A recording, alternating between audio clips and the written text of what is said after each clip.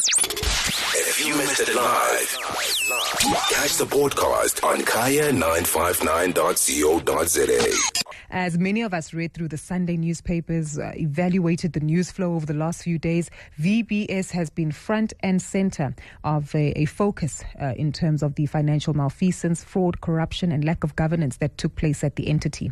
As we've heard and seen, the chairperson, Chifiwa Matodzi, has essentially looking to comply with the law and will be serving at least 15 years imprisonment, which is a much lower reduction in terms of the accounts that he actually needed to stand for. Beyond that, we also saw a plethora of views and accusations that were made in terms of the affidavit that had leaked and sharing a lot more findings into the complexity of the case, but also the individuals who were involved, including the former CEO, Mr. Philip Trotter, who is essentially being released on a suspended sentence now, having served an initial 3 years in prison. So why do I bring up these particular examples? Well, we're not going to discuss the particular case, but we're going to discuss the learnings as to how it is that these individuals who are chartered accountants, great business leaders, advocates, directors of businesses who had a fiduciary duty to prioritize good corporate governance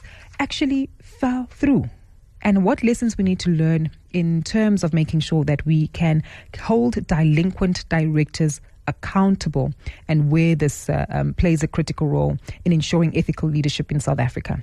To help us unpack this further is the Executive for Governance and Corporate Services at the Institute for Directors in South Africa. We're joined by Vikeshni Vandayar, who joins us now to give us some insight. Such a pleasure to have you with us, and welcome to the show. Good evening. Thank you for having me.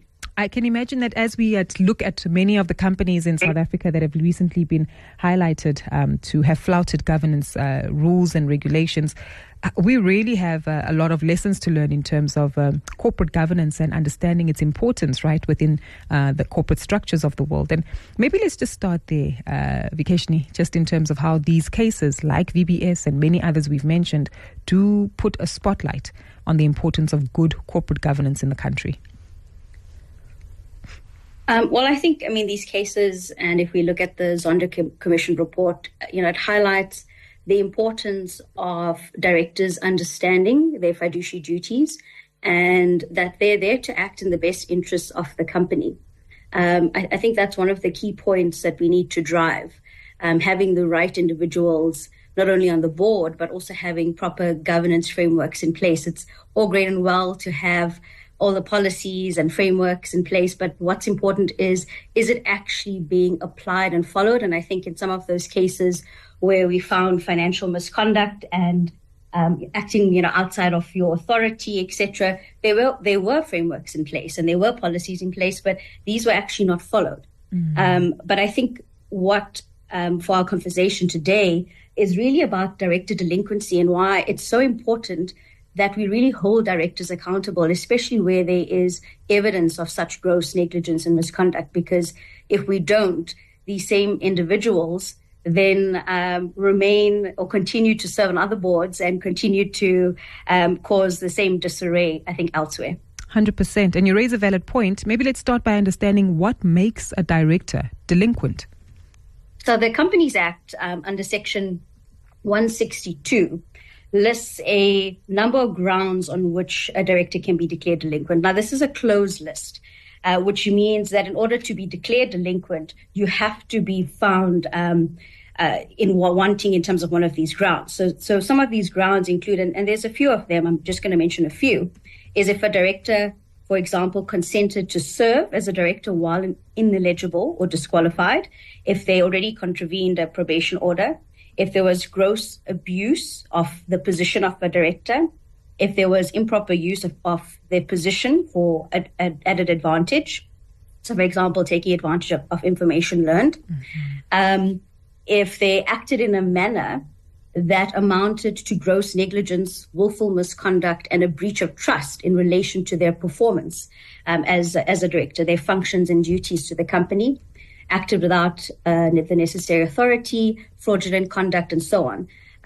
What's, I think, important to note that in order to be successful on an application, it has to be serious misconduct, which means that there needs to be either dishonesty willful misconduct or some gross negligence that occurred. So ordinary negligence, poor business decision making, or misguided director relying on incorrect, professional advice won't be enough to bring about an application or get a director actually declared delinquent. And I'm assuming this would need to be tested, there'd need to be evidence, it would need to be verified, and a thorough investigation would typically have to take place before this is declared, right? Yes, so we've actually released a paper on director delinquency to actually help both stakeholders and the companies and directors to understand, what it takes and why it's important to undergo this process. So the paper does give an annexure that outlines a process. It just simply, as you said, you need to investigate, gather your evidence, consult with the attorney, make sure the evidence that you have actually falls within one of these grounds to bring an application. And if it's not an application of delinquency, there could be other remedies available, to the company. And then you'd follow a normal court process. What's, I think, nice about a director delinquency application is you can consider applying for a special allocation or a commercial court allocation that may accelerate the court proceedings. And then, of course, if you get the declaration order, you need to inform the CIPC because they need to put that on their disqualified persons register. I was keen just to understand what the difference is between the different two court processes and the outcomes that they might achieve. So I'm not the best person for that. It's quite a legal nature, sure. But it's in our paper. So my understanding is the commercial court, you have to apply specifically to go there under commercial reason, but I do stand corrected. Got you. And I'm glad that you're helping us understand this because I'm aware that there's areas of speciality here in terms of the law and realms in that function.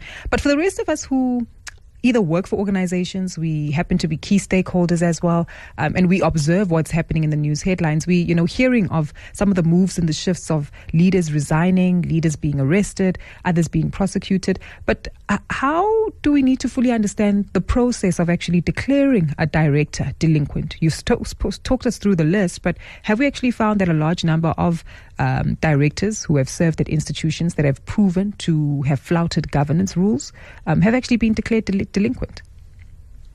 So there have actually been a few cases. The biggest case being the Dudumieni case. I think that was a big one that was a few years ago.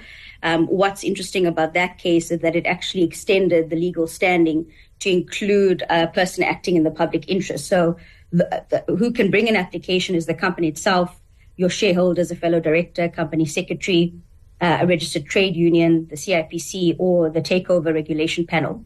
But what this case specifically added was OUTA, the organization undoing tax, was also qualified to bring an application on the basis that they were acting in the public interest. So in this case, Dudumieni there was found delinquent for a lifetime declaration, which is quite key. But there have been some other cases as well, which is also listed in our paper that show some examples as well. I don't know if you want me to list some of them. Sure, go ahead. I think it would be more practical and tangible for us as listeners. So there's Kukama versus Lobelo was one example in 2012. We've also got the CIPC, which was against Crestwell and others in 2017. So there is a few of them listed there that I think those who would want to get more of the information are welcome to get the paper off our website. It's freely available to the public as it is in the public interest to actually be aware of these things. And I think there's a big lesson here for many of us who perhaps have ambitions of being directors or are directors of businesses and institutions to actually understand the role, function and importance of whether it's non-executive directors or executive directors of institutions and fundamentally I want to say the compass perhaps that they serve as in offering direction to institutions in terms of governance. Your takeaways or closing remarks on this in terms of the individual and personal responsibility that we need to know? So I think that's a very important note. Currently the way our law stands is anyone can serve as a director. There's no minimum criteria or requirements in order for an individual to serve. The Companies Act only provides us with certain disqualification criteria. So this means we have a huge gap currently in terms of, what are the minimum criteria, your qualification, your skills, your requirements. And what we've seen from the cases that you mentioned is that there's a clear lack of governance knowledge and understanding of director fiduciary duties by those appointed on boards. So I think it's both important, I think private and public sector, for us to really enforce both in our regulatory frameworks or requirements, even in your board charters, etc. What are the minimum criteria for your director appointments? Making sure there's proper due diligence as well before nominating and appointing individuals, and ensuring individuals have the requisite skills, knowledge, and experience. And when we say experience, it's you can be a good attorney or accountant, but it doesn't necessarily mean you're going to be a good director. You need to understand what your fiduciary duties are and what it means to act in that position. Because even if you're appointed by a minister or shareholder, your duty is to act in the best interest of the company at the end of the day. 100%. The IoDSA has been advocating for the professionalism of directors for quite some time. We do believe directorship should be seen as a profession like any other. So there should be, defined skills, knowledge, and experience sets that people should be looking for. So I would really urge companies, when looking at your nominated candidates, besides doing your proper due diligence checks on background verifying qualifications, is to also promote having directors who have a director qualification, who's, part of a professional body like the IoDSA. You can even check if they're a member of ours, because if they are, then they're obliged or bound by our member code of conduct, which is also quite important. So I think those are the things people need to take away, and that's what we've been advocating. We also recommended that in the recent Companies Act Amendment Bill, when it was out for comments, we did recommend that it be considered that the Act actually strengthens those requirements on the competence that's required for directors, so that there's actually a license to operate.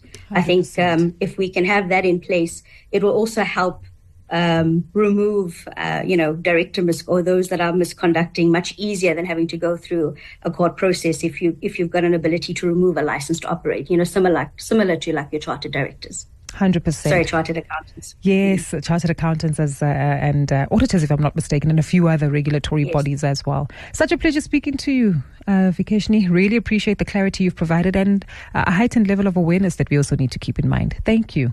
That's Vikeshni Vandayar, who is Executive for Governance and Corporate Services at the Institute of Directors in South Africa. If you missed it live, catch the podcast on kaya959.co.za.